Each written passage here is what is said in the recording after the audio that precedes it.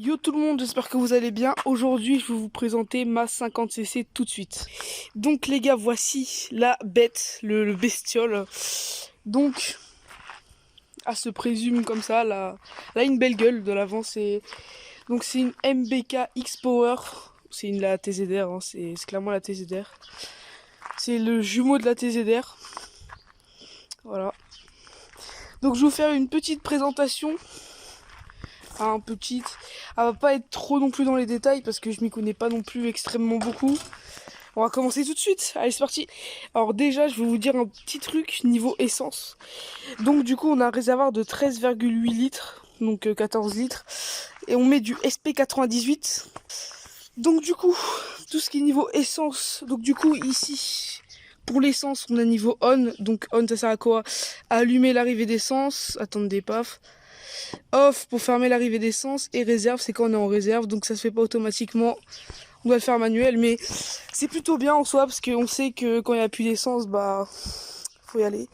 Donc là-dessus il y a un kit 50 top perf noir, donc kit 50 homologué je crois, du coup homologué, voilà, avec les contrôles techniques en plus en 2023, là ça va être la merde, enfin bref. Donc les gars, ce qui a été changé dessus, il y a un pignon de 13 couronne arrière qui a pas été changée.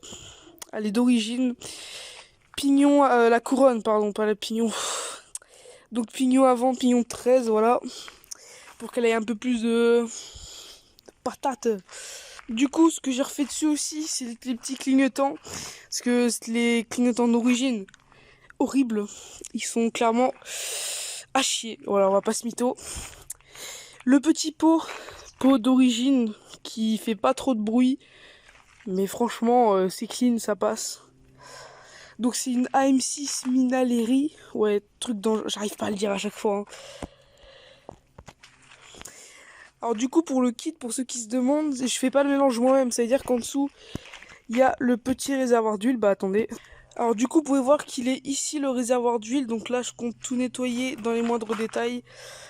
Donc du coup, le réservoir d'huile est ici. Donc on fait le mélange. Donc elle fait le mélange toute seule. Pas besoin de... Quand on va à la pompe faire le mélange. Il y en a, ils vont me dire ouais, enlève ta pompe à huile et tout. Je sais pas les gars, c'est ma première 50, donc on va se calmer.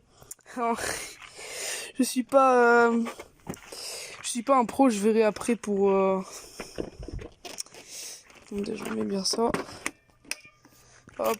On verra après pour mettre un kit ou quoi, mais si elle le contrôle technique en 2023, bah on est niqué. Donc du coup, pour tout ce qui est boîte à vitesse, donc c'est facile, donc c'est la première en bas et le reste en haut. Donc entre la 1 et la 2, il y a le point mort, ce qui est logique. Bon, du coup, on va passer à l'avant. Donc à l'avant, niveau poste de pilotage, donc c'est les deux rétros d'origine. Je les ai pas changés parce qu'en vrai, je trouve que ça va, ça fait pas mal. Ça, franchement, si peut-être les changer pour en mettre un, ouais, un peu plus léger, mais en vrai, je les trouve beau gosse, ça va. Donc du coup, les disques de frein à l'avant, c'est des doubles pistons. Par contre, je sais plus la taille. Je ne sais plus, faudra que je me renseigne, mais je vous le dirai en commentaire. Pour tout ce qui est de frein arrière, c'est un simple piston. Et je sais plus, mais je crois qu'à l'avant c'est du 280 mm. Ou l'inverse, ou peut-être un truc comme ça, mais je m'en rappelle plus. Donc du coup, on va passer là vite fait. Donc ici c'est liquide de refroidissement, donc c'est pas du refroidissement par air, c'est pas un liquide. Alors, je pense que presque toutes les motos le font. Du coup, on va passer au poste de pilotage tout de suite. Donc, c'est parti. Alors, du coup, ici, nous avons donc la poignée d'embrayage. Donc, ça sert à embrayer et passer sa vitesse. Ici, attendez, on a les appels de phare parce que c'est une 2015. Enfin, la première main a été faite en 2015 quand le mec l'a acheté chez le concess. Je crois que c'était le concessionnaire MBK ou Yamaha. Il a pas acheté ailleurs, ouais, c'était chez l'enseigne, quoi. Bon, du coup, les gars, j'ai mis la moto bien pour qu'on puisse voir. Donc, du coup, ici, nous avons les petits clignotants. Donc, les clignotants assez faciles comparé à des scooters. Donc, ici, nous avons... Je sais pas si on va bien voir, mais ça m'étonnerait. Le klaxon. Voilà. Petit klaxon que, franchement, c'est chaud à utiliser parce qu'on n'y pense pas honnêtement. qui fait pas mal de bruit. Il fait du bruit. Ensuite, on a le starter, donc quand la moto est froide, mais bon, j'utilise pas parce que démarre au quart de tour, même à froid, j'appuie à peine, paf, ça démarre. Donc honnêtement, c'est pour ça. Du coup, bah ici, ça c'est le bocal pour le liquide de frein avant. Il y a dedans, donc il y a du liquide, logique. Mais donc il est rempli. Ici nous avons le coupe-circuit, donc pour couper le circuit quand vous tombez ou pour arrêter la moto, certains le font. C'est comme vous voulez. Ici le démarreur électrique, parce que c'est pas un kick, parce que c'est une sportive. Donc ça dépend sur les sportives aussi, il y a démarreur au kick. Mais bon, je préfère quand même électrique, c'est moins chiant, on va dire. Ensuite, nous avons la poignée de gaz. Voilà. Et ici, donc le levier de frein avant qui freine très très fort comparé à l'arrière, ce qui est totalement normal. Bah, en parlant de frein arrière, ici nous avons donc le frein arrière avec son petit bocal qui est rempli à bord. Alors je sais que normalement il est censé avoir une bulle ici pour la décompression, mais bon, je l'enlèverai parce que je l'ai fait quoi hier. Donc j'ai refait tous les niveaux. Et puis bah en vrai c'est carré hein. Du coup on va passer maintenant au plus intéressant et au plus dangereux, parce que ici quand il y a un voyant qui s'allume c'est la mort. Oh, putain, oh la moto a failli tomber, attendez. Bon les gars, j'ai eu un coup de pression parce que la moto a failli tomber, donc en fait c'est juste la béquille qui a fait ça, donc ça c'est rien, c'est avec les cailloux. Mais bon, donc du coup niveau poste de pilotage, ici nous avons les voyants, donc du coup voyant de surchauffe. Ensuite ici on a le petit voyant d'huile, donc quand il manque de l'huile, donc de l'huile moteur. Et ici nous avons le voyant des clignotants. Donc après ici nous avons le voyant neutre, donc quand on est en neutre, donc en 0. Ici on a le petit compte-tour pour savoir combien de compte-tour on est. Tour par minute, le moteur. Les kilomètres/heure, et ça c'est un petit bouton magique que personne n'a, à part certaines, mais bon ça m'étonnerait beaucoup. En gros quand on met le contact, paf, et qu'on l'active, en gros ici il y a des LED tout le tour qui font, en fait les LED font toute la moto comme ça et ressortent ici.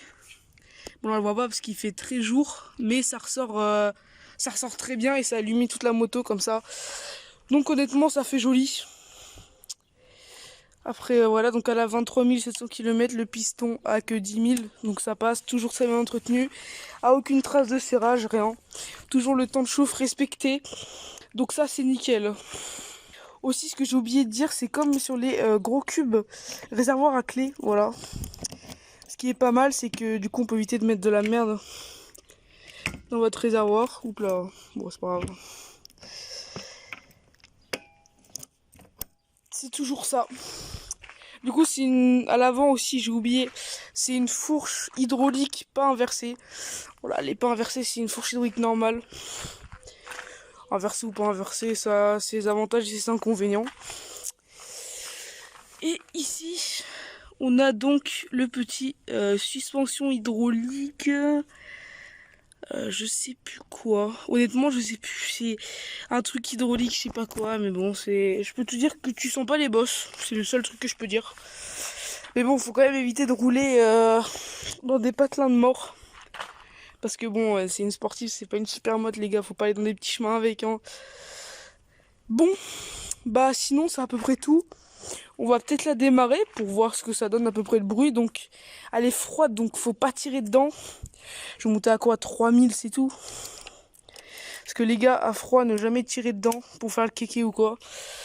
C'est très ça fait très mal au moteur. Et puis si vous voulez faire piston cylindre, bah allez-y. Donc attention, on va démarrer la bête, regardez.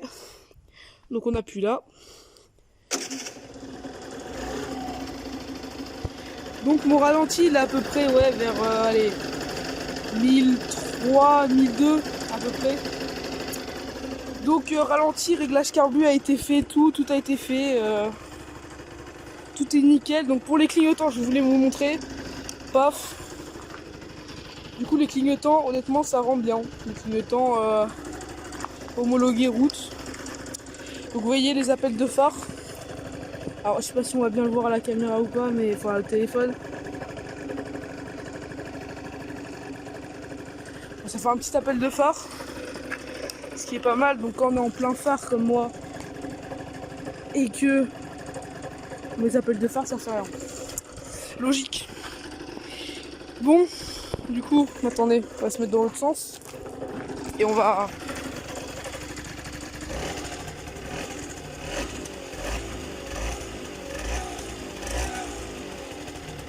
Donc là, j'ai pas dépassé les 3000 tours. Ah si j'ai dépassé quoi, les 200. Bon, du coup, voilà les gars. C'est la fin de cette petite présentation. N'hésitez pas à vous abonner et à liker parce que je compte passer le BSR vers la fin du mois. Là, je le passe bientôt. Donc du coup, je vais vous faire des petits motovlogs au collège et tout, t'as capté. Du coup, j'espère que cette petite vidéo vous aura plu. Et puis, on se retrouve pour une prochaine vidéo, les boys. Ciao!